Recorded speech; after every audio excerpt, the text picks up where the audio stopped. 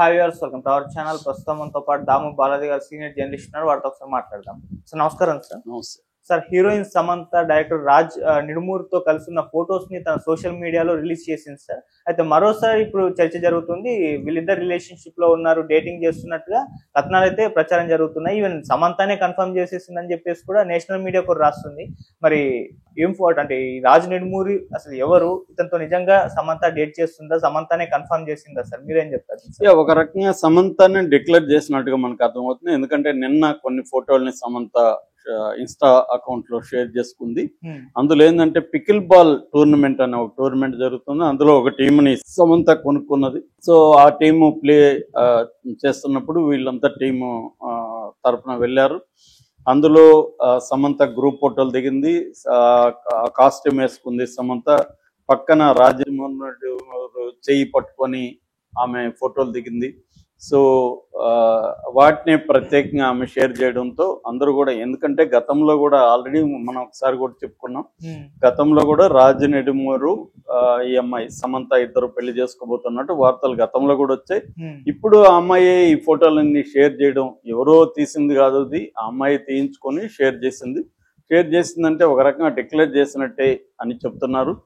ఎందుకంటే ఆమె ఎప్పటి నుంచో కూడా రాజ్ నిడుమూరుతో తిరుగుతుంది. సో ఇప్పుడు మన తెలుగు వాళ్ళకి రాజ్ నిడుమూరు, హిందీలో ఈయన పాపులరే కానీ తెలుగు వాళ్ళకి అంత పాపులర్ కాదు. ఎవరు ఈ రాజ్ నిడుమూరు అనేది మనం కాస్త చెప్పుకుందాం.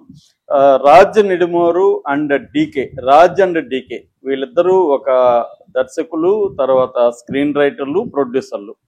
వీళ్ళిద్దరూ యాక్చువల్గా తెలుగు వాళ్ళు. ఇంకా చెప్పాలంటే మా చిత్తూరు జిల్లా. సో ఈ రాజ్ నిడుమూరు తిరుపతి, డీకే కృష్ణ అంటే దాసరి కొత్తపల్లి కృష్ణ, ఇతంది చిత్తూరు. వీళ్ళిద్దరూ ఎస్వి ఇంజనీరింగ్ కాలేజీలో ఇంజనీరింగ్ చదువుకున్నారు. చదువుకుంటున్నప్పుడే వీటి కాలేజీలో ఎటువంటి కల్చరల్ యాక్టివిటీస్ ఉన్నా వీళ్ళిద్దరూ యాక్టివ్గా పార్టిసిపేట్ చేసేవాళ్ళు. దాని తర్వాత వీళ్ళు అమెరికాకి ఎంఎస్ చేయడానికి వెళ్ళారు. అక్కడ వీళ్ళకి ఏంటంటే సినిమా ఫిల్మ్ మేకింగ్ మీద ఇంట్రెస్ట్ పెరిగింది. దాంతో వీళ్ళు ఫిల్మ్ మేకింగ్ ఎలా నేర్చుకోవాలి ఏంటి అనేది రకరకాల కుస్తీలు పడి చిన్న కెమెరా ఒకటి కొనుక్కొని కనబడిందంత షూట్ చేయడం, దాన్ని మళ్ళీ ఎడిట్ చేయించుకోవడం, ఇలాగా ట్రై చేస్తూ వచ్చారు. ఈ లోపల వాళ్ళకి ఏంటంటే రాబర్ట్ రోడ్రిగ్స్ అని ఒక మెక్సికన్ ఫిల్మ్ మేకర్ ఉన్నాడు. ఆయన ఒక బుక్ రాశాడు. అదేంటంటే రెబల్ వితౌట్ ఏ క్రూ. ఆ బుక్ పేరు క్రూ లేకుండా రెబల్గా ఎలా ఉండాలి అంటే, క్రూ అంటే ఏంటి, సినిమా తీయడానికి మనకి ఎడిటరు, కెమెరామ్యాన్, మిగతా వాళ్ళు కావాలి కదా, వాళ్ళు ఎవరూ లేకుండా నువ్వే ఎట్లా సినిమా చేయొచ్చు అని ఆయన బుక్ రాశాడు. బుక్ రాసేదే కాకుండా ఆయన ఒక చిన్న నో బడ్జెట్ అంటారు దాన్ని, ఒక చిన్న బడ్జెట్తో ఆయన ఎల్ మెరియాచ్ అనే సినిమా తీశాడు. దాని తర్వాత డెస్పరాడో సినిమా తీశాడు, once upon A time in Mexico. ఇలాగా హాలీవుడ్లోనే చాలా మంది ఫిల్మ్ మేకర్స్ని ఆయన ఇన్ఫ్లుయెన్స్ చేయగలిగాడు. ఎవరు? రాబర్ట్ రోడ్రిగ్స్, క్వెంటిన్ టొరాంటినోతో టైఅప్ అయ్యి సినిమాలు తీశారు. అలాగా ఆయన ఒక రకంగా నో బడ్జెట్ నుంచి అట్లా వెళ్ళిన వాళ్ళు. అట్లాగే మనకి క్రిస్టఫర్ నోలన్ ఉన్నాడు కదా, ఆయన కూడా ఒకప్పుడు ఫాలోయింగ్ అనే ఒక సినిమా తీస్తాడు. అది కూడా నో బడ్జెట్ సినిమా అని పెట్టాడు. అంటే ఎవరితో ఫ్రెండ్ దగ్గర కెమెరా తీసుకోవడం, ఇంకొక ఫ్రెండ్ దగ్గర సిస్టమ్ తీసుకోవడం, అలాగా అంటే మన సర్కిల్ను ఉపయోగించి బడ్జెట్ లేకుండా సినిమాలు తీయడం ఎలా అనేది ఇలాంటి డైరెక్టర్ల నుంచి వీళ్ళిద్దరు నేర్చుకున్నారు, రాజ్ అండ్ డీకే. నేర్చుకొని వీళ్ళు ఏం చేశారంటే ఫస్ట్ 5 నిమిషాలు, 6 నిమిషాలు, 7 నిమిషాలు అట్లా షార్ట్ ఫిల్మ్స్ తీశారు. ఒక షాదీ.com అని, జస్ట్ మీ అని షార్ట్ ఫిల్మ్స్ ఇలాంటివి తీశారు. దాని తర్వాత వాళ్ళకి కొంత ఫ్రెండ్ సర్కిల్లో బడ్జెట్ పెట్టేవాళ్ళు వచ్చారు. అట్లాగే వీళ్ళు కూడా కొంత అర్న్ చేశారు. ఈ డబ్బులంతా తీసుకున్న వాళ్ళు ఫ్లేవర్స్ అని ఒక సినిమా తీశారు. అది చాలా హట్కేగా ఉంటుంది. నేను అప్పుడే రిలీజ్ అయినప్పుడే చూశాను. 2003లో వచ్చింది ఫ్లేవర్స్, ఒక రొమాంటిక్ కామెడీ. దాన్ని తీస్తే దానివల్ల వీళ్ళకి పేరు వచ్చింది, కొంత డబ్బులు కూడా వచ్చింది. అక్కడ నుంచి వీళ్ళ ఐడియా ఏమంటే ఇండియాలో సినిమాలు తీయాలని, ఎందుకంటే వీళ్ళు ఇండియన్ ఆరిజిన్ కాబట్టి ఇక్కడ మనం ప్రూవ్ చేసుకుందాం అనేది వీళ్ళ ప్లాన్. ఆ తర్వాత ముంబై వచ్చి చాలా కాలం దాదాపు ఒక 2 ఏళ్ల పాటు వీళ్ళు నానా బాధలు ట్రై చేశారు, కానీ వీళ్ళకి పెద్దగా హిందీ రాదు. చిత్తూరు బ్యాచ్ కి సరిగా హిందీ రావు, అంటే రాయలసీమలకి సరిగా హిందీలు రావు. సో దాంతో వీళ్ళకి సరిగా ఇబ్బందులు అయ్యి వీళ్ళు వెళ్ళిపోయారు. మళ్ళీ వెళ్ళిపోయి మళ్ళీ కొంత డబ్బులు సంపాదించుకొని మళ్ళీ వచ్చారు.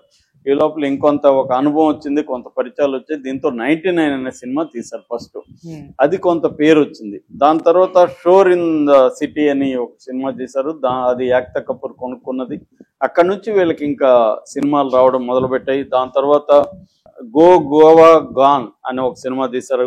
ఇది క్రైమ్ కామెడీ అనమాట. వీళ్ళు ఎక్కువగా క్రైమ్ కామెడీస్ ఎక్కువ ఉంటాయి వీళ్ళది. అట్లాగే హారర్ కామెడీస్ ఈ జానరాలు ఎక్కువ ఉంటారు. అట్లాగే happy ending, gentleman, Shri అని, ఇప్పుడు శ్రీ 2 ఎంత పెద్ద హిట్ అయింది తెలియదు, ఫస్ట్ తీసింది వీళ్ళు అనమాట. శ్రీ అని హారర్ కామెడీ తీశారు, దానికి మంచి డబ్బులు వచ్చాయి.